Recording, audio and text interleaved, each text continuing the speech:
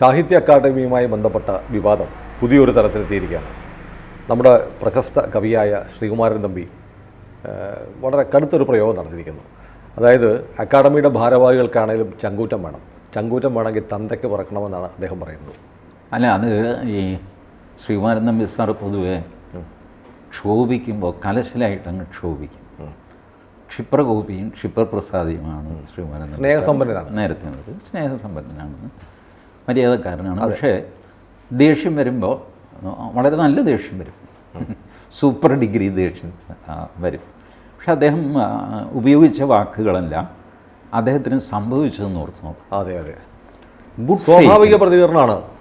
Good ഫെയ്ത്തിൽ അദ്ദേഹത്തോടൊരു Kerala ഗാനം എഴുതാൻ പറയും. പക്ഷേ ഈ കേരള ഗാനത്തിന് പിന്നിൽ ഒരു കട്ടിങ് സൗത്ത് അജണ്ടയുണ്ട്. കേരളത്തിന് മാത്രമായിട്ടൊരു ഗാനം എന്തിനാണ്? ബോധേശ്വരൻ്റെ ഗാനം ഉണ്ടല്ലോ, ദേശീയ ഗാനം ഉള്ളപ്പോൾ. ബോധേശ്വരൻ കേരളം വിഘടിച്ചു പോകാൻ വേണ്ടിയിട്ട് എഴുതിയതൊന്നും അല്ലാതെ. അതെ, 1932 എഴുതിയത്. കേരളത്തെ പുകഴ്ത്തി ധാരാളം ഗാനങ്ങളുണ്ട്. വള്ളത്തോളിൻ്റെ ഭാരതമെന്ന് കേട്ടാൽ അഭിമാനപൂരിതമാകണം അന്തരംഗം, കേരളമെന്ന് കേട്ടാലോ തിളയ്ക്കണം ചോര നമുക്ക് ഞരമ്പുകളിൽ. അപ്പോൾ ഇങ്ങനെ കേരളത്തെപ്പറ്റി ഒരുപാട് കവിതയുണ്ട്. അതിൻ്റെ പുറകിലൊന്നും അജണ്ടയില്ല. ഈ ജയ ജയ കോമള കേരളധരണി എന്നുള്ള ബോധേശ്വരൻ്റെ ഗാനം നമ്മുടെ അസംബ്ലിയിൽ ആരംഭിച്ചിട്ടുണ്ട്. അതുകൊണ്ട് അത് സുഗത ടീച്ചർ പിൽക്കാലത്തും അത് എടുത്തു പറഞ്ഞു. ഇതുപോലൊരു ഗാനം എന്നൊക്കെ പറഞ്ഞു കഴിഞ്ഞപ്പോൾ എൻ്റെ അച്ഛൻ്റെ പാട്ടുണ്ടല്ലോ, എന്തിനാ പിന്നെ വേറെ പാട്ട് എന്നിങ്ങനെ ചോദിച്ചു. ഇതൊക്കെ ഉള്ളപ്പോൾ പോലും ഇപ്പോൾ ഒരു കേരള ഗാനത്തിൻ്റെ ആവശ്യം എന്താ? കേരളം ഒരു പ്രത്യേക രാജ്യമാണ് എന്നുള്ള അജണ്ടയുണ്ടല്ലോ, കട്ടിങ് സൗത്തുകാരുടെ അജണ്ട. അതിന് ഒട്ടി നിൽക്കാൻ വേണ്ടിയിട്ടാണ് ഈ കേരള ഗാനം. കേരളത്തിന് പ്രത്യേകമായ പതാക അടുത്തത് വരും. ചിത്രകാരന്മാർ ശ്രദ്ധിച്ചിരിക്കണം, അവർക്ക് ഇതുപോലെ വിളി വരും, കേരളത്തിനൊരു പതാക ഡിസൈൻ ചെയ്ത് കിട്ടണം എന്ന് പറഞ്ഞു. ഇടയ്ക്ക് കർണാടകം ഇതുപോലത്തെ ഒരു പരിപാടി നടത്തിയിരുന്നു, സ്വന്തം പതാക എന്നൊക്കെ പറഞ്ഞിട്ട്. അത് ക്ലിക്കായില്ല. കേരളത്തിൽ അത് ക്ലിക്കാകും, അതിന് പറ്റിയൊരു സാഹചര്യം ഉണ്ടെന്നാണ് ഇടതുപക്ഷത്തിൻ്റെ വിലയിരുത്തൽ. അതിൻ്റെ ഒരു ടെസ്റ്റ് ഡോസാണ് സാഹിത്യ അക്കാദമി വഴി ഒരു കേരള ഗാനം വേണം എന്ന് ശ്രീകുമാരൻ തമ്പിയോട് ആവശ്യപ്പെടുക. ഇനി ഈ കട്ടിങ് സൗത്ത് എന്നുള്ള ആശയം മാറ്റി വെച്ചിട്ട് നമുക്ക് അതിന് സംശയത്തിൻ്റെ ആനുകൂല്യം കൊടുക്കാനില്ല. അവർ നിഷ്കളങ്കമായിട്ട് കേരളത്തിന് വേണ്ടിയിട്ടൊരു പാട്ട്. ശരി, അങ്ങനെയാണെങ്കിൽ ശ്രീകുമാരൻ തമ്പിയെ വിളിക്കുമ്പോൾ പറയണം, സാർ ഞങ്ങൾ ഒരുപാട് പേരെ കോണ്ടാക്ട് ചെയ്യുന്നുണ്ട്, അതിലൊന്നാണ് സാറ് ഒരെണ്ണം എഴുതി തരണം. ഞങ്ങൾ നോക്കി, ഞങ്ങളുടെ ഒരു കമ്മിറ്റി ഉണ്ട്, ആ കമ്മിറ്റി നോക്കിയിട്ട് പരിശോധിച്ചിട്ട് ഇപ്പോൾ അവർ പറയുന്നുണ്ട് ഫൈനൽ തീരുമാനം എടുക്കേണ്ട ഗവൺമെൻറ്റാണെന്ന് സജി ചെറിയാൻ പറയുന്നു. ഇങ്ങനെ കമ്മിറ്റി ഗവൺമെൻറ്റിലേക്ക് ശുപാർശ സമർപ്പിക്കും. ഗവൺമെൻറ് എന്ന് പറഞ്ഞു കഴിഞ്ഞാൽ സാംസ്കാരിക വകുപ്പിലേക്ക്. അപ്പോൾ സാംസ്കാരിക വകുപ്പിൽ പോയി ഇത് കിടക്കും. സാംസ്കാരിക വകുപ്പിൽ ഹെഡ് ക്ലാർക്ക് ശോശാമ, അവർ മെറ്റേണിറ്റി ലീവിലാണ്. അപ്പോൾ ഒരു 4 മാസം കഴിഞ്ഞേ വരുള്ളൂ. 4 മാസം ശ്രീകുമാരൻ തമ്പിയുടെ കവിത അവിടെ കിടക്കും. ഇത് കഴിഞ്ഞിട്ട് ശോശാമ വന്നിട്ട് ഇത് ഹരിപ്പാട് അംശം ദേശം വില്ലേജ് നമ്പർ ഇത്രയിൽ താമസിക്കുന്നത് ശ്രീകുമാരൻ തമ്പി എന്നറിയപ്പെടുന്ന ഒരാൾ എഴുതിയ വരികളാണ്. ഇതിൽ ഇന്ന പ്രശ്നങ്ങളുണ്ടെങ്കിൽ പോലും സാഹിത്യ അക്കാദമി അയച്ചു തന്നതായതിനാൽ ഇത് പുട്ടപ്പ് ചെയ്യുന്നു എന്ന് പറഞ്ഞിട്ട് ഡെപ്യൂട്ടി സെക്രട്ടറിക്കോ അസിസ്റ്റൻറ്റ് സെക്രട്ടറിക്കോ കൊടുക്കും, അയാൾ മുകളിലേക്ക് കൊടുക്കും. ഇങ്ങനെയൊക്കെയാണ് ഈ പരിപാടി സംഭവിക്കാൻ പോകുന്നത്. ഇതൊന്നും അറിഞ്ഞുകൂടാതെ പാവം തമ്പി സാർ വിചാരിച്ചു അവർക്കൊരു പാട്ട് വേണം, എഴുതി കൊടുക്കാം. അപ്പോൾ പറഞ്ഞു, സാറേ പാട്ട് ഗംഭീരമായി, ആദ്യത്തെ ലൈൻ ഒന്ന് മാറ്റിയാൽ നന്നായിരുന്നു. അതിനെന്താ ശ്രീകുമാരൻ തമ്പിക്കുണ്ട് വാക്കുകൾ. അതെ, 3000-ലേറെ ഗാനങ്ങൾ തമ്പിച്ചേട്ടൻ്റെ പാട്ടുകൾ ഏതാണ്ട് എല്ലാം തന്നെ സൂപ്പർ ഹിറ്റുകളാണ്. വെറും ഒരു നിമിഷം എടുത്തിട്ട് അതൊരു കവിതയാക്കി മാറ്റും പുള്ളി.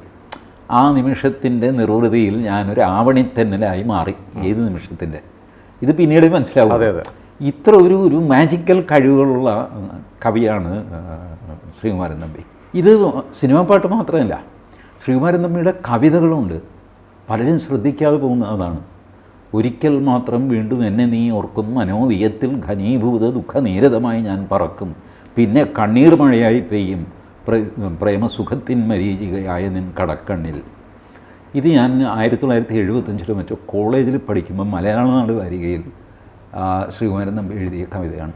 ഈ കവിത മുഴുവൻ എനിക്കറിയാം, ഞാൻ മുഴുവൻ ചൊല്ലണ്ടല്ലോ എന്ന് എടുത്തിട്ടാണ്. ഇതുപോലെ മനോഹരമായ കവിതകൾ അല്ല, ഇതിൽ എഴുതി 3 കവികളുണ്ട്. ഒന്ന് സച്ചിദാനന്ദനുണ്ട്, CP അബൂബക്കറുണ്ട്, ശ്രീകുമാരൻ തമ്പി ചേട്ടനുണ്ട്. ഈ 3 പേര് തമ്മിൽ താരതമ്യം ചെയ്താൽ ശ്രീകുമാരൻ തമ്പി ഹിമാലയമാണ്, ഇവർ മൊട്ടക്കുന്ന് പോലുമല്ല. എനിക്ക് ഇതിൽ കുഴപ്പം ഇപ്പോൾ ഹരിനാരായണൻ എന്ന് പറയുന്ന ചെറുപ്പക്കാരൻ, അയാൾ നല്ല കവിയായിരിക്കാം. ഞാൻ അദ്ദേഹത്തിൻ്റെ കവിത ഒന്നും വായിച്ചിട്ടില്ല, നല്ല കവിത ആണെന്ന് വെച്ചു. CP അബൂബക്കറിന്റെ കവിത അറിയാവോ? CP അബൂബക്കർ കവിത എഴുതുക ഗദ്യ കവിതയുടെ ആളാണ്. ഓ അത് ശരി. ആ ഗദ്യ കവിത ഈ ഇങ്ങനെ എഴുതിയിട്ട് ഒരു സ്കെയിൽ വെച്ച് ഇങ്ങനെ രണ്ടാക്കി മുറിച്ചിട്ട് അദ്ദേഹമൊക്കെയാണ് ശ്രീകുമാരൻ തമ്പി ചേട്ടന് മാർക്കിടുന്നത്.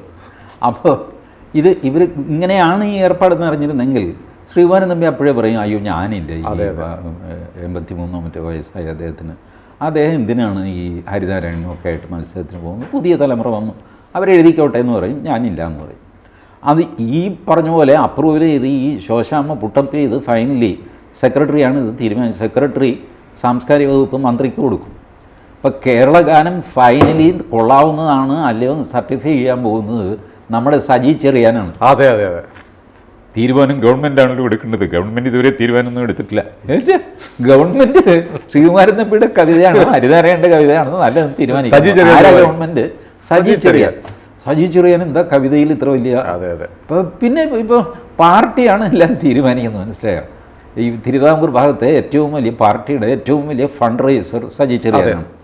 അതുകൊണ്ടാണ് ഭരണഘടനയെ അപമാനിച്ചു എന്നൊക്കെ പറഞ്ഞ് പുറത്തു പോയെങ്കിലും പുള്ളി നേരെ ഇപ്പോൾ തിരിച്ചു വന്നു. ആ പടിഞ്ഞാറ് വശത്ത് കൊടുത്ത് തിരിച്ചു വന്ന് വീണ്ടും മന്ത്രിയായി സത്യപ്രതിജ്ഞ ചെയ്തു. നമ്മൾ കിഴങ്ങന്മാരെ പോലെ നോക്കിക്കൊണ്ടിരുന്നു. ഈ ഏഭ്യത്തരത്തിന് ശ്രീകുമാരൻ തമ്പി ഈ വെട്ടിൽ വീഴ്ത്തുകയായിരുന്നു ആ പാവത്തെ കേട്ടോ. അതെ, അതാണ് അദ്ദേഹം പറയുന്നത്. സച്ചിദാനന്ദനെ ഒരിക്കൽ കെണിയിൽ ഞാൻ വീണു. അതെ, അദ്ദേഹം പറയുന്നുണ്ട്. അതാണ് എനിക്ക് തോന്നിയത്, സച്ചിദാനന്ദൻ പക വീട്ടുകയാണെന്ന് അദ്ദേഹം പറഞ്ഞു. അദ്ദേഹം പറഞ്ഞത് ഈ ഭാരതീയ സംസ്കാരത്തെക്കുറിച്ച് എഴുതുന്ന കവികൾക്ക് അമേരിക്കയിലെ ഒരു ഹിന്ദു സംഘടന സ്വീകരണം കൊടുത്തു. അതിൽ പങ്കെടുത്ത മുഴുവൻ ആളുകളെയും ബഹിഷ്കരിക്കണമെന്ന് പരസ്യമായി ആഹ്വാനം ചെയ്തതാണ് ലാഹോർ, പാകിസ്ഥാൻ. ലാഹോർ ലോകത്തിൻ്റെ സാംസ്കാരിക തലസ്ഥാനമാകുമെന്ന് പറഞ്ഞ സച്ചിദാനന്ദൻ എന്ന് പറയുന്നു. അപ്പോൾ അതിൻ്റെ പക തമ്പിച്ചേട്ടൻ പിന്നെയും പറഞ്ഞിട്ടുണ്ട്, നെറ്റിയിൽ ചന്ദനം തൊടുന്നതുകൊണ്ട് എനിക്ക് ഒരുപാട് അവസരങ്ങൾ, ഒരുപാട് അവാർഡുകൾ എന്നെ തഴഞ്ഞിട്ടുണ്ടെന്ന് മുമ്പൊരിക്കൽ പറഞ്ഞ ആളാണ് ശ്രീകുമാരൻ തമ്പി. സത്യമാണ്. സച്ചിദാനന്ദൻ ഒരു റാങ്ക് ആൻറ്റി ഹിന്ദുവാണ്. അതേസമയം അയാളുടെ സുഖലോലുപതയ്ക്ക് വേണ്ടിയിട്ട് അയാൾ എന്തും ചെയ്യും. മോദിയെ വരെ അയാൾ പോയി കാണും. അതിനൊന്നും അയാൾക്ക് മടിയൊന്നുമില്ല. എന്നുവെച്ചാൽ അയാളുടെ കംഫർട്ട് അത് പ്രധാനമാണ്. അത് കഴിഞ്ഞാൽ പിന്നെ അയാൾക്കുള്ളത് ഹിന്ദു വിരോധമാണ്. പണ്ടെപ്പോഴും ഒരു നല്ല കവിത 1-2 എണ്ണം എഴുതിപ്പോയി, ഇവനെ കൂടി എന്നൊക്കെ പറഞ്ഞിട്ട് വൈലോപ്പള്ളിയെ പറ്റി എഴുതിയല്ലോ മരണത്തിന് ശേഷം. അപ്പോൾ അതൊക്കെ നല്ല കവിത തന്നെയായിരുന്നു സച്ചിദാനന്ദൻ്റെ. പിന്നീട് ഒരു തനി മുദ്രാവാക്യ കവി ആയിട്ട് മാറി. ഈ സർഗ പ്രതിഭ വറ്റിക്കഴിയുമ്പോൾ തൻ്റെ റിലവൻസ് കാണിക്കാനായിട്ട് കവികൾ പലവിധ സർക്കസ് കാണിക്കും. അങ്ങനെ കാണിച്ചുകൊണ്ടൊക്കെ നടന്നു. അവാർഡ് വാപ്പസ് ഈ ഗാങ്ങിലൊക്കെ ചാടിക്കയറി. അങ്ങനെ ഈ കൃത്യസമയത്ത് കരുക്കൾ നീക്കാനൊക്കെ കഴിവുള്ള ആളാണ് സച്ചിദാനന്ദൻ. അതേസമയം സച്ചിദാനന്ദന് സാഹിത്യ അക്കാദമിയിൽ നിന്ന് ചാടിക്കണം എന്ന് ആഗ്രഹിക്കുന്ന ഒരു വേറെ ആൾക്കാരുമുണ്ട്. അവരിലും ഹിന്ദു വിരോധികളൊക്കെ ഉണ്ട്. പക്ഷേ ഈ ഹിന്ദു വിരോധികൾക്കുള്ളിൽ തന്നെ അന്യോന്യമുള്ള അതെ, അതൊക്കെയാണ് നടന്നത്. പക്ഷേ ഈ ശ്രീകുമാരൻ തമ്പി ഇതിൽ നിഷ്കളങ്കനാണ്. ശ്രീകുമാരൻ തമ്പി ഇനി ഞാൻ ഭാരതീയനാണ്, എൻ്റെ കവിതയിൽ ഭാരതീയ സംസ്കാരം വരും, അത് കൊള്ളില്ലാത്തതാണെന്ന് സച്ചി പറഞ്ഞു കഴിഞ്ഞാൽ ശരി ആയിക്കോട്ടെ, എനിക്കൊരു എന്നെ ഉപദ്രവിക്കായിരുന്നു. അല്ല, മനോരമ ശ്രീകുമാരൻ തമ്പിയുടെ കവിത പ്രസിദ്ധീകരിച്ചിട്ടുണ്ട്. ആ കവിത ഞാനും വായിച്ചു, ടിജിയും വായിച്ചല്ലോ. പക്ഷേ ഇപ്പം സച്ചിദാനന്ദൻ പറയുന്ന ആക്ഷേപം അതിനകത്ത് കേരള സംസ്കാരവുമായി ബന്ധപ്പെട്ടൊന്നുമില്ല, മതാതീതമായ സങ്കല്പങ്ങൾ അതിനകത്തില്ല. അപ്പോൾ ഇവർ ഉദ്ദേശിക്കുന്നത് നമ്മുടെ മറ്റേ നിശാന്ത് നീള എഴുതിയതുപോലെ കഴുകൻ എന്നൊക്കെ പറയുന്ന തരത്തിലുള്ള ഒരു കവിതയാണോ ഒരു പക്ഷേ കേരളത്തിൽ പിണറായി വാഴും കേരളം? അതെ അതെ, അങ്ങനെ തന്നെയാണ്. അതായിരിക്കും ഉദ്ദേശിച്ചത്. അത് പിണറായി എന്ന് പേര് പറയരുത്, അത് ധ്വനിപ്പിച്ചുകൊണ്ട് എഴുതണം. അങ്ങനെയാണെങ്കിൽ അത് പുരോഗമന കേരളഗാനം ആകും. അങ്ങനെ ഒരു സാധനം എഴുതാൻ ശ്രീകുമാരൻ തമ്പിക്ക് സാധിക്കില്ല, ആലോചിക്കാൻ പോലും സാധിക്കില്ല. ഒരു വ്യക്തിയെ പൂജിച്ചുകൊണ്ടോ അല്ലെങ്കിൽ ഒരു പ്രസ്ഥാനത്തെ പൂജിച്ചുകൊണ്ടോ അങ്ങനെയൊന്നും എഴുതുന്ന ആളല്ല. അത് ഇവർക്ക് അറിഞ്ഞുകൂടായിട്ടല്ല, ട്രാപ്പ് ചെയ്യായിരുന്നു. ഞാൻ പറഞ്ഞില്ല, ഇങ്ങനെ കമ്പയർ ചെയ്യും എന്നറിഞ്ഞിരുന്നെങ്കിൽ, ഒടുവിൽ ഇത് പോയിട്ട് സജി ചെറിയാനാണ് തീരുമാനിക്കാൻ പോകുന്നത് എന്നൊക്കെ അറിഞ്ഞിരുന്നെങ്കിൽ ശ്രീകുമാരൻ തമ്പി ഈ അഭ്യന്തരത്തിന് പോകുമായിരുന്നില്ല. അതിൻ്റെ ധാർമ്മിക രോഷം, അതിൻ്റെ പൊട്ടിത്തെറിയാണ് അദ്ദേഹത്തിൻ്റെ വാക്കുകളിൽ. അല്ല, ഈ സച്ചിദാനന്ദനും ഈ അബൂബക്കറും ഒക്കെ 7 ജന്മം ജനിച്ചാലും ശ്രീകുമാരൻ തമ്പി എഴുതുന്ന പോലെയുള്ളൊരു കവിത എഴുതാൻ കഴിയുമോ? പക്ഷേ ശ്രീകുമാരൻ തമ്പി 7 ജന്മം ജനിച്ചു കഴിഞ്ഞാൽ ഇതുപോലത്തെ കളി കളിച്ച് സാഹിത്യ തലപ്പ് പറ്റില്ല. എത്താൻ അദ്ദേഹത്തിന് ആഗ്രഹവുമില്ല. അതെ, അതാണ്. He's away from all these things. അതെ. അദ്ദേഹം പറയുന്നത് എന്നെ ഉപദ്രവിക്കരുതായിരുന്നു. ഹരിനാരായണൻ നല്ലൊരു കവിയാണ്, അയാളുടെ പാട്ട് നിങ്ങൾ എടുത്തോ, എനിക്ക് വിരോധമില്ല. എന്നെ എന്തിനാണ് വെറുതെ ഈ വിളിച്ചിട്ട് അത് മാറ്റിയതും? മാത്രമല്ല, ഒരെണ്ണം എഴുതി കൊടുത്തു, അത് മാറ്റാൻ പറഞ്ഞു. അപ്പോൾ അത് സ്വീകരിക്കാൻ പോകുന്നു എന്നാണല്ലോ അതിനർത്ഥം. അതെ, അത് മാറ്റിക്കൊടുത്തു. പുള്ളിക്ക് വരികൾ മാറ്റാൻ നന്ദി എന്ന് പറഞ്ഞ മെസ്സേജ് വന്നു. അത് കഴിഞ്ഞിട്ട് പിന്നെ ഒരു ഫീഡ്ബാക്കും ഇല്ല. പിന്നെ അത് കഴിഞ്ഞിട്ടാണ് ഈ പരസ്യം വരുന്നത്. കവിതകൾ ക്ഷണിക്കുന്നു എന്ന് പറഞ്ഞിട്ട്, ഗാനങ്ങൾ ക്ഷണിക്കുന്നു. അപ്പോഴാണ് ശ്രീകുമാരൻ തമ്പി അന്തം വിട്ടുപോകുന്നത്. ഇതെന്തൊരു പരിപാടി? അങ്ങനെയാണ് പിന്നെ എൻ്റെ ഇത് മേടിച്ചത് എന്തിനാ? ഇത് ഈ അത് കൂടാതെ ഈ ക്ലീഷേ എന്നുള്ള വാക്ക് മലയാളത്തിൽ ആദ്യം ഇറക്കുമതി ചെയ്ത് അഥവാ പോപ്പുലറാക്കിയത് എം കൃഷ്ണൻ നായരാണ്. അതുവരെ ക്ലീഷേ എന്നുള്ള വാക്ക്, അത് ഫ്രഞ്ച് വാക്കും മറ്റുമാണ് ഈ ക്ലീഷേ. ഒരു സാധനം കാണുമ്പോൾ പണ്ടെന്നോ ഇത് കേട്ടതാണ് അല്ലെങ്കിൽ കണ്ടതാണെന്ന് നമുക്ക് ഓർമ്മ വരുന്ന അവസ്ഥ, അതാണ് ക്ലീഷേ. അതാണ് ക്ലീഷയെങ്കിൽ, ക്ലീഷയുടെ യഥാർത്ഥ അർത്ഥമെങ്കിൽ, ക്ലീഷേ അത്ര മോശപ്പെട്ട വാക്കൊന്നുമല്ല. ഏത് സാധനം കാണുമ്പോഴും നമുക്ക് ചിലപ്പോൾ നമ്മുടെ ബാല്യകാലം ഓർമ്മ വരിക. അതെ. ഇപ്പോൾ അത് മാറി മാറി ഉപയോഗിച്ച് തേഞ്ഞു പോയ പദങ്ങൾ, അതിനാണ് ക്ലീഷേ എന്ന് പറയുന്നത്. അപ്പോൾ ആവർത്തന വിരസമെന്നോ അങ്ങനെയൊക്കെ പറയാവുന്നതാണ്. ഇതാണ് ശ്രീകുമാരൻ തമ്പിയുടെ കവിതയിൽ. അതിൽ ക്ലീഷേ എന്താണെന്ന് ചോദിച്ചു കഴിഞ്ഞാൽ, ഇളനീർ എന്നുള്ള വാക്ക്, കേരളം എന്ന വാക്ക്, കേരളമാണ് ഏറ്റവും വലിയ ക്ലീഷയാണ്. ഇപ്പോൾ കേരളം ഇല്ലാതെ ഒരു കേരള ഗാനം എഴുതാൻ പറ്റുമോ? അതെ, പറ്റും. പിണറായി സ്തുതിയാണെങ്കിൽ അത് ധ്വനിപ്പിക്കണം. അതെ, അതിനുള്ള സാമർഥ്യമാണ്. ഈ എന്താ കുഴിച്ചിട്ട സൂര്യൻ, ചവിട്ടുന്ന കാള എന്നൊക്കെ പറഞ്ഞിട്ട് അതുപോലത്തേക്കുള്ള ഉദാഹരണങ്ങളൊക്കെ കൊണ്ടുവന്നിട്ട് ചെയ്യണം. അത് ശ്രീകുമാരൻ തമ്പിക്ക് സാധ്യമല്ല. അത് സാധിക്കുന്നവർ കൊടുക്കട്ടെ, ചെയ്യട്ടെ, വിവരമൊന്നുമില്ല. ഈ മനുഷ്യനെ എന്തിന് ഇതുപോലത്തെ ബുദ്ധിമുട്ടിലേക്ക് കൊണ്ടുവന്ന് ചാടിച്ചു? അതിനൊരു വിശദീകരണമേ ഉള്ളൂ. ഈ മറ്റേ ഭാരതീയ സംസ്കാര അവാർഡ് അത് മേടിച്ചു പുള്ളി. അതെന്തോ നോർത്ത് അമേരിക്കൻ മതുക്കളോ ആരോ ഇൻസ്റ്റിറ്റ്യൂട്ട് ചെയ്ത വലിയ മഹാപാതകമായി പോയി. അത് സ്വീകരിച്ചു. അതാണ് തമ്പി ചെയ്ത കുറ്റം, വേറെ കുറ്റമൊന്നും ചെയ്തിട്ടില്ല.